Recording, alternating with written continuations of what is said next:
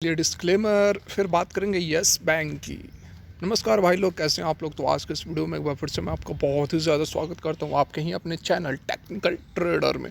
देखिए, एक बहुत ज़बरदस्त बहुत धमाकेदार खबर आ रही है। अभी जस्ट आधा एक घंटे पहले की खबर है, जिसका कि इम्पैक्ट आपको देखने को भी मिला। यस बैंक में लगातार दूसरे दिन 10% की अपर सर्किट लगी है। दिल खुश हो गया देखकर कि कितने लोगों ने यह आस लगाकर यस बैंक में इन्वेस्ट किया हुआ था, एफपीओ में इन्वेस्ट किया हुआ था कि एक दिन यह मल्टी बैगर रिटर्न देगा। तो एटलीस्ट जिन्होंने भी एफपीओ में 12 रुपये पर अप्लाई किया होगा, उन्हें आज 19 रुपये का टारगेट मिल गया। तो बहुत अच्छा खासा मुनाफा हो रहा होगा और बहुत खुशी हो रही है यस बैंक के परफॉर्मेंस को देखकर मुझे पर्सनली भी।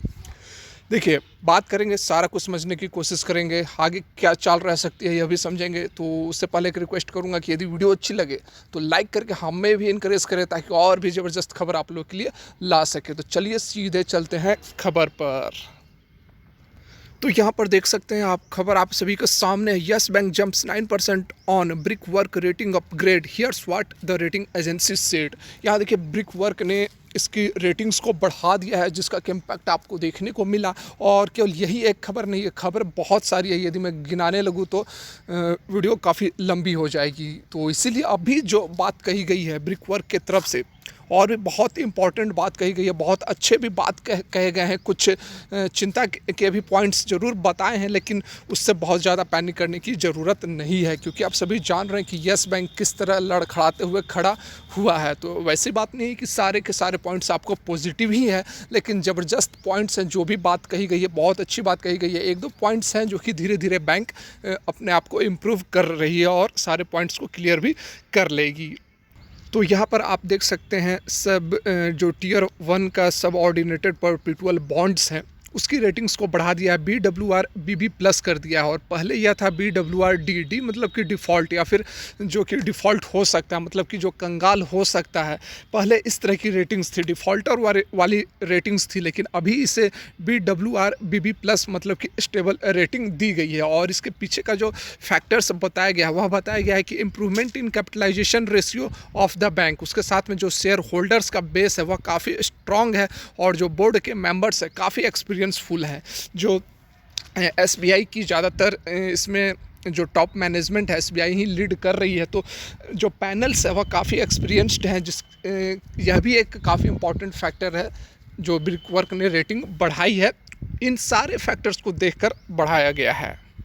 आगे ब्रिक वर्क ने कमेंट किया कि जो पहले कॉमन इक्विटी टियर 1, जिसे कि CET1 कहते हैं, और कैपिटल एडिक्वेसी रेशियो, ये 31 दिसंबर 2019 की यदि बात करें तो यह 0.6 और 4.1% हो गई थी, जो कि डाउन हो गई थी। लेकिन उसके बाद 31 मार्च इसी साल की यदि हम बात करें, 31 मार्च 2020 में यह 0.6% से यह 6.3% हो गई थी। और कैपिटल एडिक्वेसी रेशियो 4.1% से डायरेक्ट यहाँ पर आप देख सकते हैं 8.5% हो गई थी। तो यहाँ पर बढ़िया परफॉर्मेंस बैंक ने दिखाया है पिछले 6 महीने, या फिर 9 महीने की बात करें, 9 महीने नहीं, क्योंकि मार्च से ही बेल आउट प्लान बनी है। तो उसके बाद से यहाँ पर आप देख सकते हैं कि दोनों जो रेशियो है, CET रेशियो में भी 0.6 से यहाँ पर 6.3% की तेज़ी देखने को मिली। और वहीं यदि कैपिटल एडिक्वेसी की बात करें तो 4.1 से सीधे यहाँ पर 8.5, मतलब ज़बरदस्त परफॉर्मेंस यहाँ पर हमें देखने को मिल रहा है। इसके साथ में ब्रिक वर्क ने यह भी कहा कि जो 15,000 करोड़ का जो एफपीओ के द्वारा फंड जुटाया गया था, वह भी काफ़ी मदद की बैंक को, इसके कैपिटल एडिक्वेसी रेशियो और जो आपका CET कॉमन इक्विटी टियर 1 का रेशियो, इन दोनों को इम्प्रूव करने में 15,000 करोड़ का जो एफपीओ के थ्रू सक्सेसफुल फंड रेज किया गया था, उसका भी अहम रोल यहाँ पर बताया जा रहा है। आगे ब्रिक वर्क ने कमेंट किया कि बैंक के पास, यस बैंक की हम बात कर रहे हैं, यस बैंक के पास स्ट्रॉन्ग बेस है। किसका? शेयर होल्डर्स का, स्टेक होल्डर्स का स्ट्रॉन्ग सपोर्ट है। और जब भी ज़रूरत पड़ती है, स्टेक होल्डर्स जो हैं इफ़ेक्टिव तरीके से मदद करते हैं। मुसीबत में जो भी इसके स्टेक होल्डर्स हैं, या फिर बड़े स्टेक होल्डर्स की हम बात कर ले, तो वो जब भी मुसीबत की घड़ी आती है, जब भी फंड वगैरह की ज़रूरत होती है, तो बढ़ चढ़कर यहाँ पर हिस्सा देते हैं। और मुसीबत की घड़ी में इसके जो स्टेक होल्डर्स हैं वह यस बैंक को सपोर्ट करते हैं। यह पास्ट में हमने देखा है, ऐसा ब्रिक वर्क ने बताया है। उसके बाद जैसा कि मैंने आप लोगों को पहले ही बताया कि एक्सपीरियंस्ड जो पैनल में इसके हेड जो है, मतलब कि एसबीआई वगैरह के हेड्स जो जो भी हैं, एमडी की बात कर लो, सीईओ की बात कर लो, तो काफ़ी एक्सपीरियंसफुल यहाँ पर पैनल है जिसका भी काफ़ी इम्पैक्ट हमें देखने को मिल रहा है। उसके साथ में एसबीआई का 30% होल्डिंग, 30% स्टेक येस बैंक में बना हुआ है, जो भी यह भी एक आपको मजबूती दिलाता है। तो यहाँ पर आप देख सकते हैं, जैसा कि मैंने आप लोगों को सुबह शुरू में ही बताया कि कुछ यहाँ पर चिंता के पॉइंट्स भी बताए गए हैं। जैसा कि यहाँ पर आप देख सकते हैं, रेटिंग एजेंसी ने यह कहा कि शुरू में में हमें शार्प डिक्लाइन देखने को मिला था बैंक के डिपॉजिट्स में। बैंक के डिपॉजिट्स देखिए 31 मार्च 2019 को 2,27,610 करोड़ थे, जो कि 31 मार्च 2020 मतलब कि इसी साल 31 मार्च को 1,05,364 करोड़ हो गए थे। और ऐसा क्यों हुआ था आप सभी जान रहे हैं, क्योंकि बैंक डिफ़ॉल्ट हो गई थी, बैंक के पास पैसे नहीं बचे थे। जो भी लोग इसके शेयर होल्डर्स थे सारे पैसे निकाल रहे थे, जिन्होंने भी डिपॉजिट किया हुआ था सारे पैसे निकाल रहे थे। एक पैनिक की स्थिति फैल गई थी। उसी समय 5 रुपये का लो इसने बनाया था। वही कारण है कि यहाँ पर सारे डिपॉजिट्स जल्दी करके निकाले जा रहे थे, जिसके कारण कि 2,27,610 करोड़ से सीधे यहाँ पर 1,05,364 करोड़ ही डिपॉजिट्स रह गई थी। लेकिन उसके बाद यह भी रेटिंग एजेंसी बता रही है कि उसके बाद धीरे करके अच्छी तरह से यहाँ पर इंक्रीज़ किया गया है। यहाँ पर 1,05,364 से 1,35,815 करोड़ की टोटल यहाँ पर डिपॉजिट्स हो गई एज ऑन सितंबर 30। तो देखिए निगेटिव बात है, लेकिन उस निगेटिव के बावजूद यहाँ पर जो इम्प्रूवमेंट है वह काबिले तारीफ़ बताया जा रहा है। क्रेडिट रेटिंग एजेंसी ने और भी बातें बताई है, जैसा कि हम सभी पहले जान रहे हैं, पास्ट की ये बातें हैं, जैसे कि 50,000 करोड़ का जो आरबीआई से कर्ज लिया था उसे समय से पहले चुका देना, और भी बहुत अच्छी बातें भी हैं। तो कुछ थोड़ी बहुत चिंता की बात है, तो उसके लिए बहुत ज़्यादा चिंता करने की बात नहीं है आप लोगों के लिए, क्योंकि यदि कुछ प्रॉब्लम ही नहीं होती, कोई चिंता की बात ही नहीं होती, तो यह स्टॉक आपको 20 रुपये पर रहता है क्या, 200 रुपये 300 रुपये पर रहता है, जब जैसे कि एक समय में रहा करता था। तो कुछ प्रॉब्लम्स हैं, तभी तो इतने कम वैल्यूएशन, इतने नीचे पर यह आपको एट प्रेजेंट मिल रहा है। ठीक है, तो देखिए बहुत जल्द अब थोड़ा चार्ट भी देख लेते हैं और बताते हैं कि और इसमें कहाँ तक की मूवमेंट हो सकती है।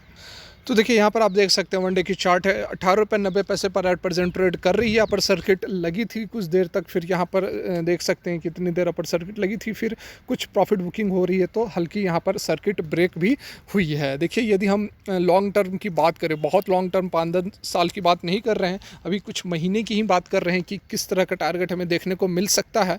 तो आप देख सकते हैं कि जो बड़ा रेसिस्टेंस था ये 17 रुपये पर, इसे मार्केट ने मतलब कि येस बैंक ने सक्सेसफुली काट दिया है, तो जो एक अच्छी बात है। उसके बाद जो यहाँ पर टारगेट हमें देखने को मिल सकता है वह अराउंड आपके इस लेवल पर मिल सकता है, 27-28 रुपये के आसपास का आपको टारगेट देखने को मिल सकता है। मिनिमम 27 रुपये का तो यहाँ पर टारगेट आपको बनता है। लेकिन यह भी है कि ऐसी बात नहीं है कि एट प्रेजेंट 19 रुपये पर है तो 20 दिन अपर सर्किट लगेगी और 30 रुपये पर यह चली जाएगी, मतलब 20 दिन बाद 30 रुपये यह चली जाएगी, ऐसी बात नहीं है। ऐसा बिल्कुल ना सोचे। जिस तरह से देखिए 11 रुपये का लो बनाया था एफपीओ के इश्यू होने के बाद भी 11 रुपये के आसपास का लो बनाया था, लेकिन उसके बाद से देखिए 19 रुपये आने में समय लगा, लेकिन आया, करेक्शन भी हुई, फिर तेज़ी भी आई।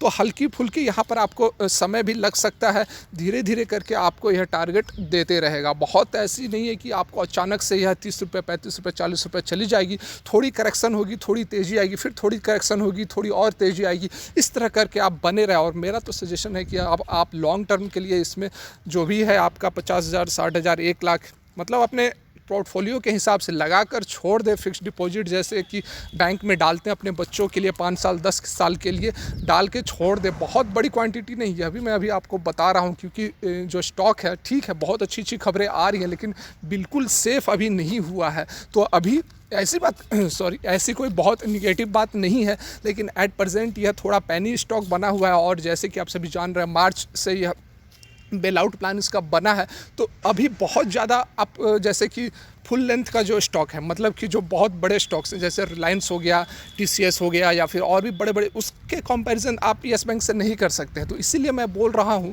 कि बहुत ज़्यादा कैपिटल नहीं डालना है, फिर भी अपना एक कैपिटल इसमें 50 60 1 लाख जितना भी हो आपका, जैसे हो 10,000 20,000 कुछ भी हो सकता है, इतना कैपिटल आप डाल के 5 साल के लिए मिनिमम भूल जाएँ। ठीक है, अच्छे रिटर्न देने की पूरी प्रोबेबिलिटी येस बैंक में बनती है। तो यह थी आज की वीडियो। अच्छी लगी लाइक करें, चैनल को सब्सक्राइब करें, बेल आइकन को भी हिट करें। वीडियो देखने के लिए बहुत बहुत धन्यवाद। भगवान करे आपका दिन मंगलमय हो।